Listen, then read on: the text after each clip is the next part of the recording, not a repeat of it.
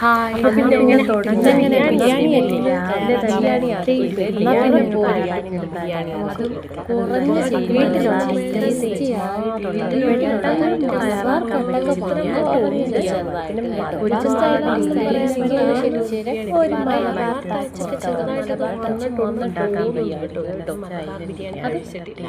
പെട്ടെന്ന് അതിന് ഒരു പാത്രത്തിൽ ആവശ്യത്തിന് വെള്ളം ആവശ്യത്തിന് വെള്ളം വെച്ച്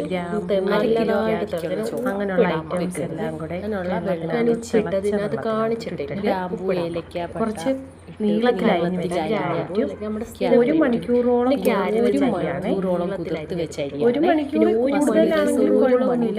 അരി നല്ല നീളം കിട്ടും. അത് വെന്ത് വരും. അത്രയും നേരം ചെറിയ അത്രയും നല്ലതാണ്. എന്ന് വെച്ചാൽ നല്ല വൈറ്റായിട്ടിരിക്കും ചോറ് വെന്ത് വരുമോ.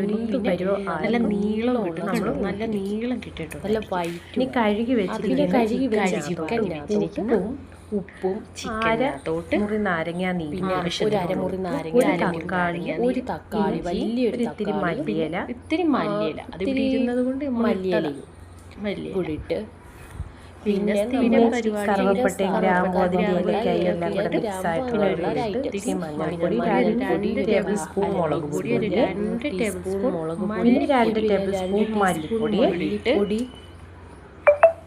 പിന്നെ ഒരു ഗരം മസാല ഞാൻ ചേർത്തുള്ളൂ. അത് ഗരം മസാല. പിന്നെ പച്ചമുളക്, വെളുത്തുള്ളി എല്ലാം കൂടെ ഒരു 2 ടീസ്പൂൺ രണ്ട് സ്പൂൺ കട്ടത്തൈര്, പിന്നെ 2 തൈരും, പിന്നെ ഒരു 3 സവാള വറുത്ത് വെച്ചിരുന്നു. പിന്നെ ഒരു 3 കുറച്ച് നമ്മൾ ചോറ് ഡെക്കറേഷൻ ചെയ്യാനായിട്ട് മാറ്റി വെച്ചിട്ടുണ്ട്, വറുത്തെടുത്തതാണ്. പിന്നെ അതിൻ്റെ കൂടെ ഒരു നല്ല സൺഫ്ലവർ, പിന്നെ എണ്ണ സവാള വറുത്ത എണ്ണ തന്നെയാണ്. പിന്നെ